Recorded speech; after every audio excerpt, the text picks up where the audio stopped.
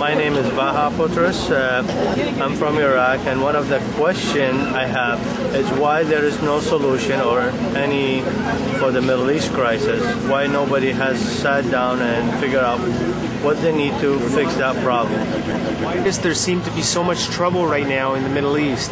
What's causing all of this, and why is it occurring now?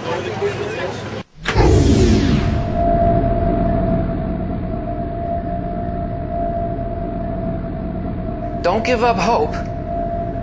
From what we've seen and understood up to now, there doesn't appear to be a solution. But that's because we've been looking at this impossible situation from the level of outcomes, rather than the level of causes. And from there, the problem and the solution have a common origin. This is our world around 1948, before the Common Era. Mesopotamia, Babylonia, ancient Iraq, the time and the place of the emergence of Western civilization. And something happened here in the development of humanity that set this conflict in motion. Not just physically, but on the causal level. Up until this time, the altruistic and egoistic properties of the inner life of humanity, let's call it the soul, developed in a relative balance. We wanted and we needed very little for our survival and satisfaction. First we hunted, then we farmed. We had a simple and a clear connection with the forces of nature that surrounded us. And suddenly, here, our egoistic desires reached a level where they began to outpace our small altruistic tendencies. And we started to develop and organize by dominating nature and protecting ourselves from it.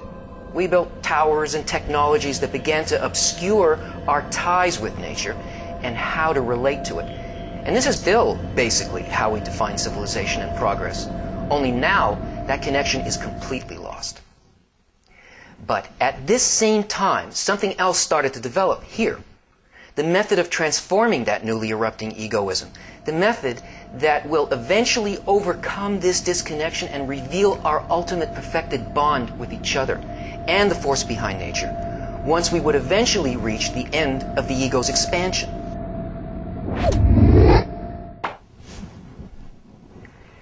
The method was called Kabbalah, and the person who revealed it was Abraham. From the ancient Aramaic tongue, he created Hebrew, a language made up solely of terms for this science. And most people didn't understand what he was talking about.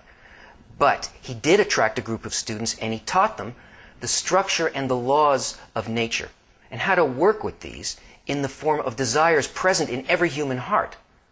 One called Israel, meaning the desire for direct connection with the Creator, and another term called the nations, meaning our desire for self-satisfaction. And all this thousands of years ago, before Judaism, Islam, or Christianity appeared. Now, the Kabbalists tell us that the spiritual desire for connection with the Creator is destined to fill the entire heart, meaning all of our reality, despite the fact that our heart contains a greater number of corporal desires. But because this is the root structure of reality, we see this inner causal situation reflected in the physical world as well.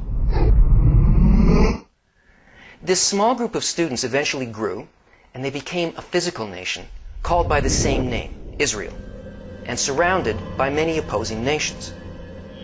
But none of the people living in Israel or the people living in the surrounding countries realized the true nature of this conflict, because the development of all people over the past few thousand years was only by the will to receive, and that blinded us as to where the answer lies. Now, listen with your inner ear. The role of Israel is to reveal the long-hidden wisdom of Kabbalah and to serve the nations around it by making this method of transforming civilization available at the very moment it's so desperately needed in a world locked onto a collision course with disaster. And the nations feel this unconsciously, and it's their role to push Israel to finally play its role, because that's the way that it is on a causal level. But the problem is not a problem of religion or territory, and it can never be solved that way.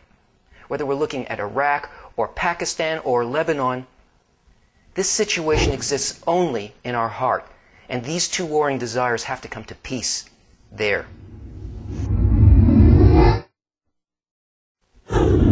For more information, check out the links above.